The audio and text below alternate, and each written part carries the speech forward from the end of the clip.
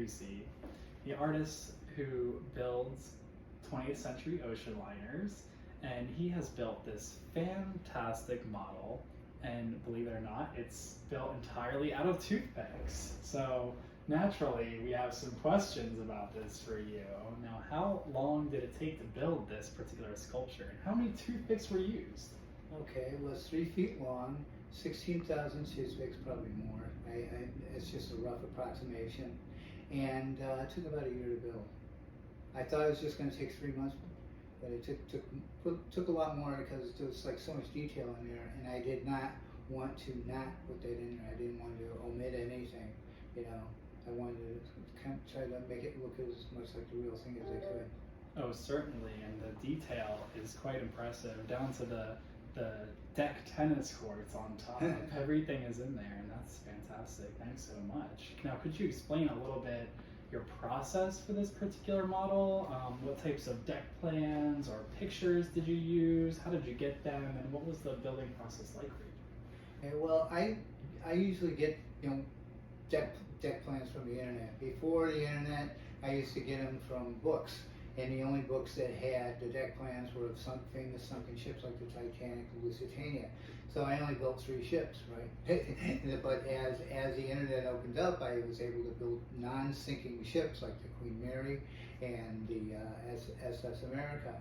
And so with the SS United States, I started out with some deck plans, and using the deck plans, I use that to calculate the form, the shape of the hull. And then once I get that shape of the hull, I usually build the skeletal structures upside down. And then once I solidify it, I free it from the surface that I'm building it on. I usually use tape to kind of like hold it in place. And then I turn it upside right and start cladding it with more toothpicks. Now, is there anything in particular that you found interesting that you learned while working on the model? Oh yeah. Just the smokestacks for one. Those are like the most unique smokestacks of any ocean liners ever. And it has its predecessor had them too, the SS America, same colors and everything, but these were much bigger than that of the SS America. And the thing I really enjoy about this ship, building it, is the structure of the wheelhouse and the forward sections around the wheelhouse, just forward of the forward smokestack. There's lots of open weather decks. There's lots of like open spaces with columns holding up like a ceiling and everything. And that was something you just don't see on other kind of like regal British and German ships are all regal, and they're not supposed to have sissy stuff like that. But you know, whoever built that ship, they knew what they were doing, and they had a certain style about it that made it uniquely American. Yeah, the smokestacks are definitely one of the defining features, and you did a great job in bringing that out in this model. Mm-hmm. Now, I've gone through your blog, and you described this creative streak beginning with a 5th grade art project. Could you maybe elaborate more on what made you end up deciding on toothpicks as a primary building tool, and why ocean liners? Well, it started out as a 5th grade art project, and it was kind of like an ongoing thing. We worked with toothpicks, popsicle sticks, oatmeal, macaroni, a whole bunch of stuff. And at the end of every element that we worked with, we usually threw it out. And by the time we got to the toothpicks part, I saw something in the toothpicks that I thought, this is something that's really cool. I was building like a simple toothpick teepee, but I also understood that you could take these wooden structures, make them bigger into planks, which I do with the SS United States, and make bigger things out of it, not just like teepees and little structures, but super big things, 16-foot objects out of them.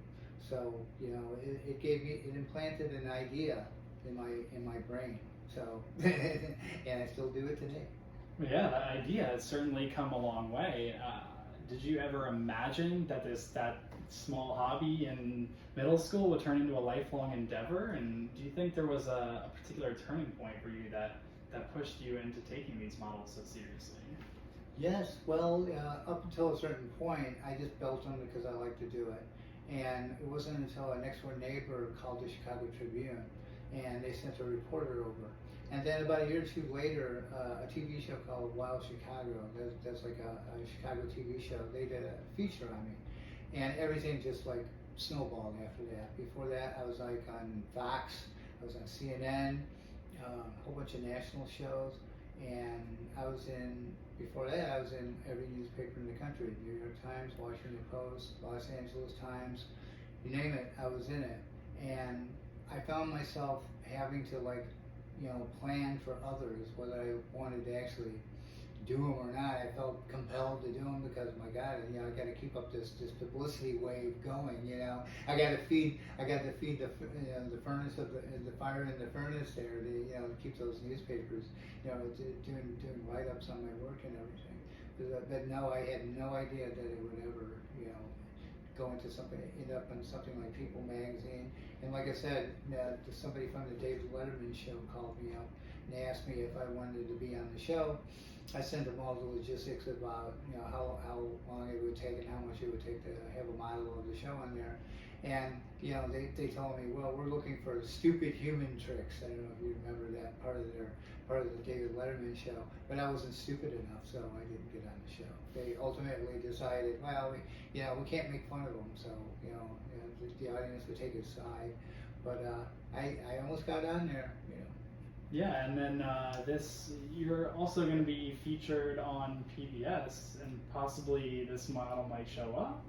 Yeah. I don't know if you can tell us too much about that, but no. PBS has a Chicago-based program called Wild Travels, and it's kind of like Rick Steves, how he does his travels in Europe, but he does it more domestically in the United States. But his segments are based on people doing wild, crazy things, and he's done work with me before on my ships and everything. So yes, he focused a lot on this particular ship, and the reason why I did it is because it's small. It's not like the bigger ones where you have to you have to really use a lot of camera and just go over the whole thing, where it's like all there. The bigger ship, if you want to see the whole ship, you have to back up like about 40 or 50 feet and then take a picture of it. Here it is there, and actually you can see some of this techniques that I use to build them, that I also use to build a. One more question real quick before we wrap this up. Do you have any advice for sort of young artists or ship enthusiasts who wish to pursue similar creative endeavors such as yours? Well, there's always kids that come up. There's this one guy from Bosnia who's been writing me on Facebook. He's been showing me his Titanic pictures. He actually did a Titanic from Toothpick. There's another guy from the UK who started contacting me last week about his Titanic that's made from something different. I think it's some kind of dowel rods. But I just tell them, keep it up. See if you can keep building more of them. That's like kind of like the big difference between me and some of the other people that work on this kind of thing. I keep doing it. There's another model I like to work on, and I like working on them because they're cool looking and there's something unique about them, something very artistic about them that comes out of it. Whereas like a lot of model builders, they tend to just do one project, I built this big 16-foot model of the Titanic.